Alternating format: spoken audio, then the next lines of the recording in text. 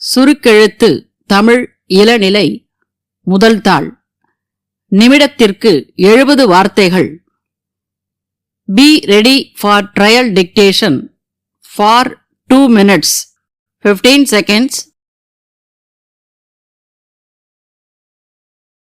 10 seconds,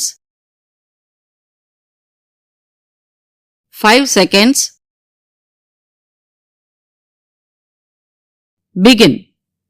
மாண்புமிகு பேரவை தலைவர் அவர்களே, இந்த ஆண்டு மாண்புமிகு நிதி அமைச்சர் அவர்களால் இந்த மாமன்றத்தில் சமர்ப்பிக்கப்பட்டிருக்க கூடிய நிதி நிலை அறிக்கையின் மீது பேசுகிற வாய்ப்பினை வழங்கியதற்கு எனது நன்றியினை தெரிவித்துக் கொள்கிறேன். இந்த நிதிநிலை அறிக்கை தடைகளை கடந்து வளர்ச்சியை நோக்கிச் செல்லும் நிதிநிலை அறிக்கை. அதாவது இயற்கை பேரிடர், நிதி நெருக்கடி பேரிடர் என்ற 2 தடைகளை தாண்டி சமர்ப்பிக்கப்பட்டுள்ள ஒரு சிறப்பான நிதிநிலை அறிக்கை இது என்று சொன்னால் அது மிகையாகாது.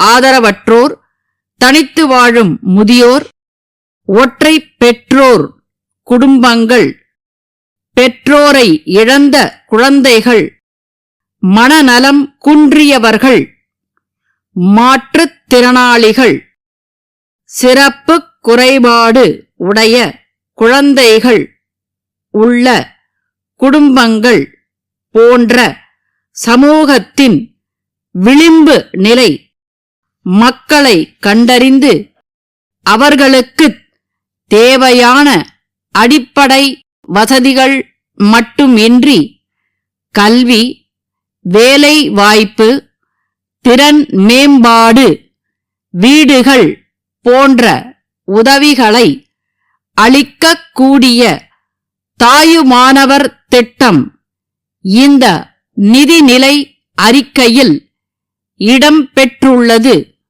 மிகுந்த மகிழ்ச்சியை அளிக்கிறது.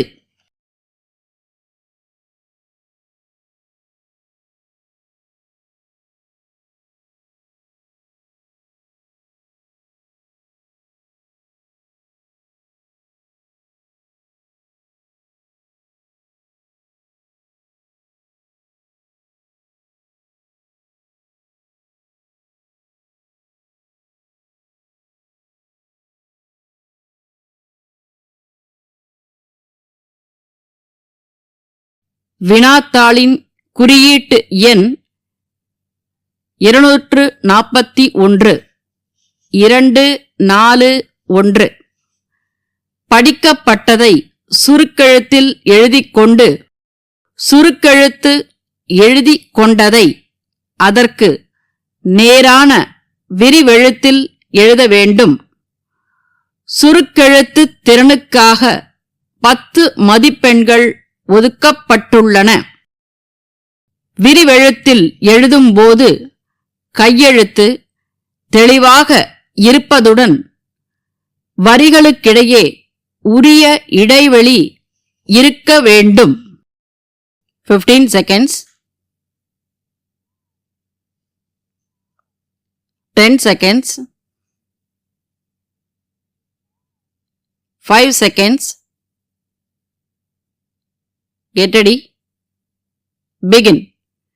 மாண்புமிகு பேரவைத் தலைவர் அவர்களே, இந்த ஆட்சி பொறுப்பேற்று 4வது ஆண்டை நிறைவு செய்து 5வது ஆண்டில் அடியெடுத்து வைக்கும் பொற்காலம் விரைவில் தொடங்க உள்ளது என்பதை முதற்கண் மட்டற்ற மகிழ்ச்சியுடன் தெரிவித்துக் கொள்கிறேன்.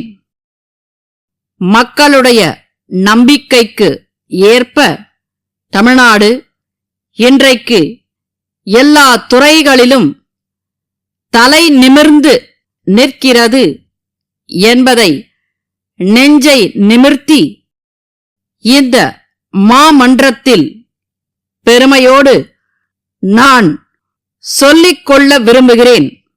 இது சாதாரண சாதனை இல்லை, கடும் உழைப்பால் விளைந்த சாதனை. இதுவரை தமிழ்நாடு பார்க்காத சாதனை. இன்னும் சொல்ல வேண்டுமென்றால் இந்தியாவிலேயே எந்த மாநிலமும் செய்யாத சாதனை. பொருளாதார வளர்ச்சியில் முதன்மை மாநிலம் என்ற தகுதியை தமிழ்நாடு பெற்று இருக்கிறது. தமிழ்நாட்டின் வரலாற்றிலே இந்த அளவுக்கு வளர்ச்சி இதுவரை ஏற்பட்டதில்லை.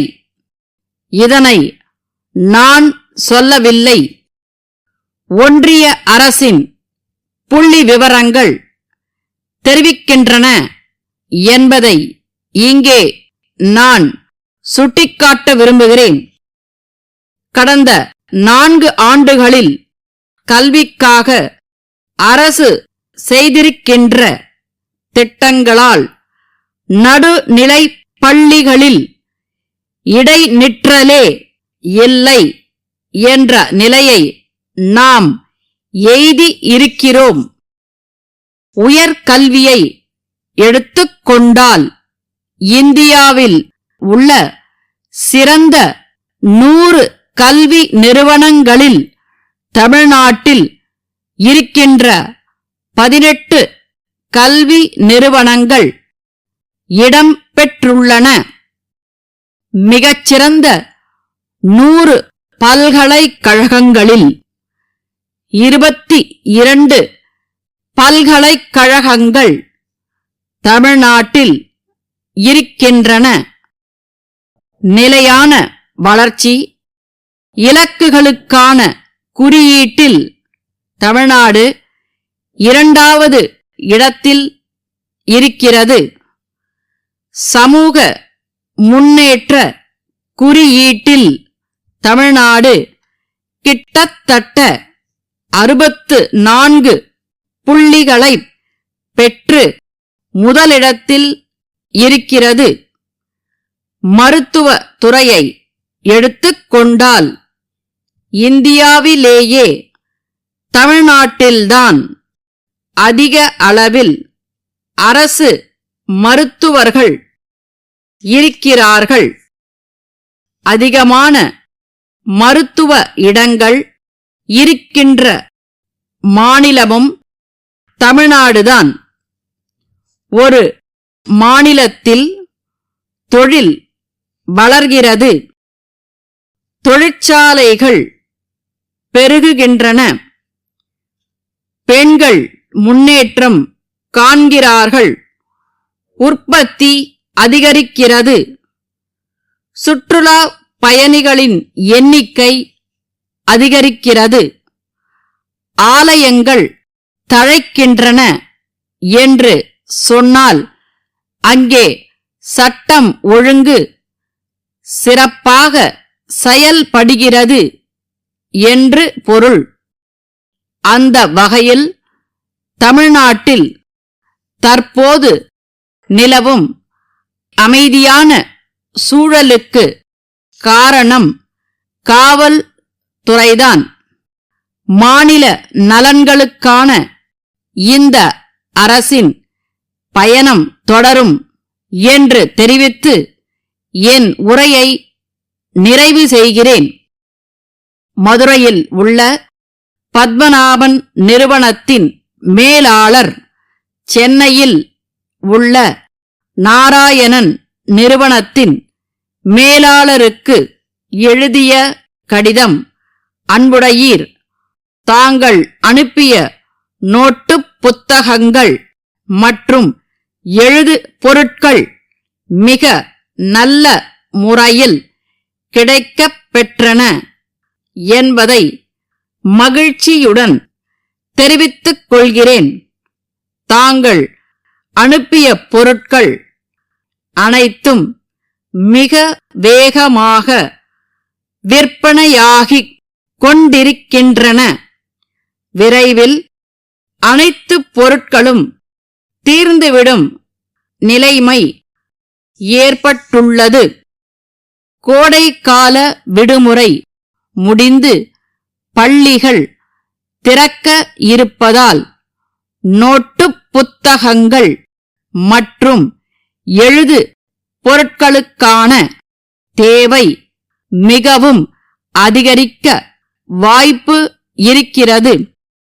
எங்களுக்கான தேவை குறித்து நாங்கள் மதிப்பீடு செய்து கொண்டிருக்கிறோம். இந்த பணி முடிந்தவுடன் விரைவில் எங்களுடைய தேவை குறித்த கடிதத்தினை தங்களுக்கு அனுப்புகிறோம். இத்துடன் தாங்கள் ஏற்கனவே அனுப்பிய எழுது பொருட்களுக்கான காசோலையை இணைத்துள்ளோம். நன்றி. தங்கள் நம்பிக்கையுள்ள